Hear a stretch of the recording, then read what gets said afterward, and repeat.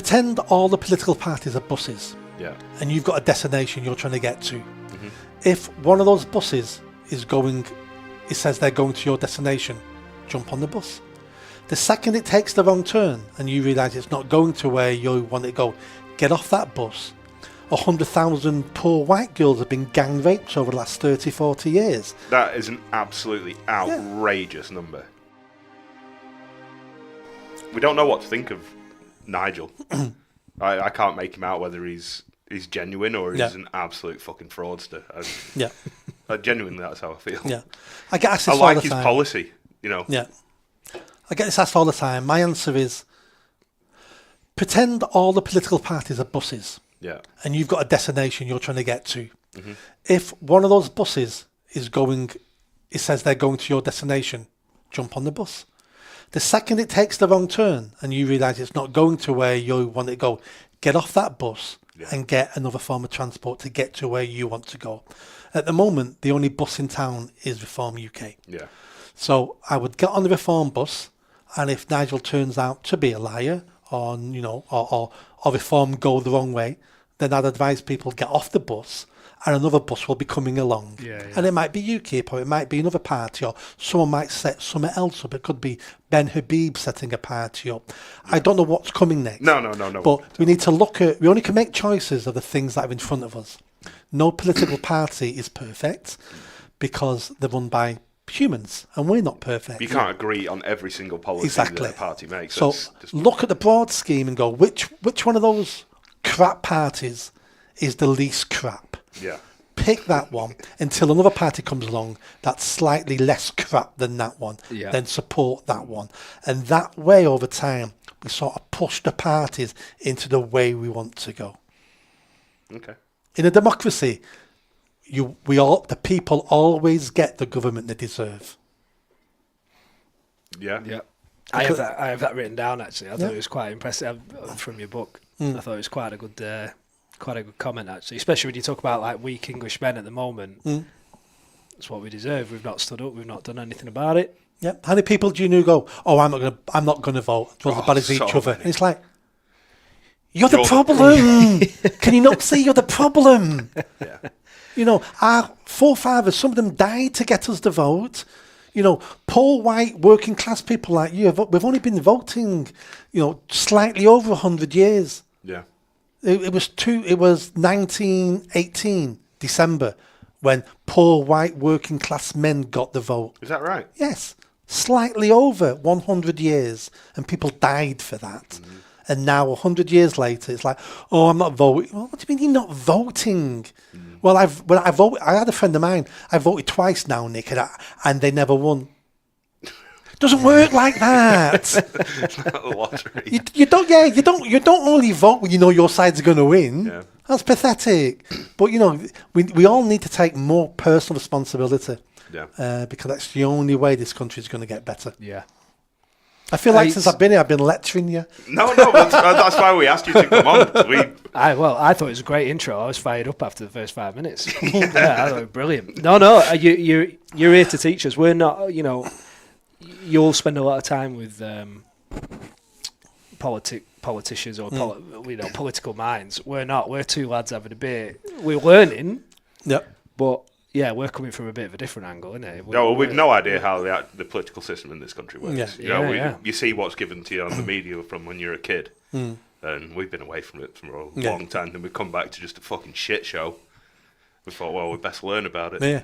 Yeah, and a lot of it's from this podcast, but as you start to learn about it, and I think it's an age thing as well, as you start to become a little bit more passionate about it. I'm pretty sure you turn, a lot of lads turn 30, and not everybody, a lot of people will be younger, but you start caring about your environment a bit more, don't you? It's because you put roots down. Yeah. It's because, in your teens, in your 20s, you're just chasing women. That's all you do. Drinking beer and chasing women. You don't care what the government does, as long as they don't put the price of beer in closed nightclubs. Yeah. You don't really care. But suddenly you hit that age where you've got a long-term partner, you may have bought a house, you may have children, you plan on children, and you're looking around going, my country's shit. Yeah. And I'm going to bring my baby into this. Or I've got children and I'm now worried about their future. And some second generation illegal immigrant comes into a children's dance class and stabs to death 3 of them and stabs another 8, or 100,000 poor white girls have been gang raped over the last 30, 40 years. That is an absolutely outrageous number. If it was 1,000, you'd be fucking upset. Yeah. Oh, it's over 100,000. This has been going on since the 70s. Yeah. Been going on a long time. But you're looking at those things and you're going, and your protection kicks in to your children. Or you're like, you've only got, you're trying to buy a house and you can't understand why you cannot, you're working full time with a half decent job and you can't afford to buy a house. Yeah. And you're like, why? And it's like, well, because we've let 15 million people in the country over the last 20 years. They live somewhere. That's why you can't afford to buy a house. Or you look, you can't afford to go out to meet a woman, or you meet a woman, you got no money to take her on a date, and all these things start affecting us. Yeah. But you've got to get through definitely your early 20s before you start looking at it. And men mature later than women, so women mature quicker than men because women have got what's what I'm looking for. Women have got more serious choices earlier on in their lives to make because they can only get pregnant up to 30, 32 or something. Yeah. So by the time they get to 30, most women subconsciously want to have met a long-term partner, settled down, got somewhere to live, and had children. By the time man gets to 25, he's not thought about settling down, so women have all their pressure at the beginning of adulthood, where ours goes a lot longer. So we don't start maturing till later. Yeah. It's and that's because men and women are different. No, men can't become women, and women can't become men. And we should stop treating women as if they're men, and we should stop treating men as if they're women. Yep. And that's why we have 2 sexes, and there is such thing as sex roles. We have far too many women in the army, far too women police officers. There's a role for them at certain levels. Well, in our house we have it blue jobs and pink jobs. Exactly. Yeah. And we take it as a piss. Yeah. We're taking the piss, but it's kind of true. Yeah, of course it is. And there's nothing wrong in that. That's how we've lived as a species for hundreds of thousands of years. And then suddenly, last century, we think we know better than 100,000 years of development. Yeah. And we think, do you know what? Let's get rid of all these things because we don't need them. Well, maybe we needed them because look at the state of society now. Fatherlessness, divorce. You know that we abort 250,000 babies a year in this country. Really? That meant 250,000? 250,000 abortions a year in the UK. That's babies murdered in the womb. How can we, as a society, not look upon that and go, there's something wrong here. There's something wrong.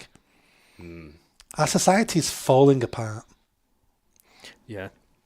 That's really dark. I've gone up and down about the abortion, because there was a big thing in America, wasn't it, the abortion stuff. And up until 30, you should be able to do whatever. Take a pill, do whatever. And I'm very torn now, because I also I think it's choice on the woman. But then I hear some good points put across by, do you listen to Tucker Carlson or anything like that? Just saying, but what are you telling the women who are aborting? You're telling them that it'll ruin their lives. It'll stop them from achieving something. When what is there to achieve other than if it makes you happy, just frigging do it. People have been, maybe we don't have to necessarily control anything. We don't have to tell a woman, you can't do that as much, but a bit more support on the other end, isn't it? Or don't drill into people's heads that it's going to ruin your life. Our society, the UK now, has free contraception. There's something like 30 different types of contraception, all free on the NHS. And we have more unwanted pregnancies than ever before. Yeah. How does that match up? How can you have 30 different types of free contraception paid for by taxpayers that any woman, any girl, not to be a woman, any girl can get anytime they want, and we have more and more unwanted pregnancies? Those two things don't make sense. Yeah, what is going on there? Exactly. I'm not too sure. I've not got the answers. Yeah. It's a lack of responsibility on the part of women. It's the cult of the whore, because we've turned our women now into basically prostitutes. We celebrate women now who've got OnlyFans, which is online prostitution. I don't think anybody actually does support this shit, though. It's just something that you see online. Like, no one actually supports any of this, does he? Your membership counts as support. Yeah, fucking right. Lots of people support it. You just go on any mainstream newspaper, they're always doing stories about how this girl was a secretary or a tea lady on minimum wage last year. That can't be true. And then some would make a lot of money, but hardly anyone. It's like 1% of the 1%. But they're the ones they advertise then, and they're the ones that do the stories on and do the documentaries on. Yeah. There was a girl who started on her 18th birthday and retired on her 19th birthday in America, and she made 50 million in a year. Oh, was it that on the Dr. Phil? I can't remember. Yeah, it was. Yeah, so one or two women have made money on it, but it's worse than that. You go out, I'm older than you guys, so I've seen the way women dress over the last 40 years. Women now dress like pole dancers and strippers. It's the least they can wear. There's no modesty anymore now. There's no decorum. Women have lost their way. And the reason why women have lost their way is because white English fathers have lost their way. Because we don't have English fathers now in the home. Yeah. Looking after their children, bringing them up right. We all think that only boys need fathers. Girls need fathers as well. It's the fathers who teach girls about respect and self-respect and what men want and what men will say to you to get what they want, and how men are liars and how you can spot good men from bad men. And that's why, 100 years ago, that's why your parents, especially your father, would be involved in picking your future husband. Yeah. Because we by meeting a man, we know bad men when we meet them. Yeah, immediately. Because it's in us. Women don't, because they don't know that many men. So fathers help pick better husbands for their daughters. Why wouldn't they? They love their daughters. They want the best for their children. Of course they would pick the best partners for them. But we've lost all that. And the biggest thing we've lost in my lifetime is social shame. No one's shameful anymore now. Doesn't matter what you do. When I was a kid, my mum would say to me, "Don't ever bring the police to this door." Yeah. No one says that anymore now. Who cares? Yeah. And we started losing that with shows like... But there's been respect for the police lost as well. They've lost that themselves. Yeah. They've lost that themselves. If you can't respect them, you can't have shame for them coming to your door. No. But it's like anything now. There was shame about being a single mum. There was, I was raised by a single mum in the 70s. I was the only kid I knew from a single parent household. 50% of the kids now live in single parent households. So things have dramatically changed. English men and English women have lost their way of raising their children in the wrong way. Yeah. And over time it's getting worse and worse. Then add on top of that, mass migration, multiculturalism, and this is why we're in this mess.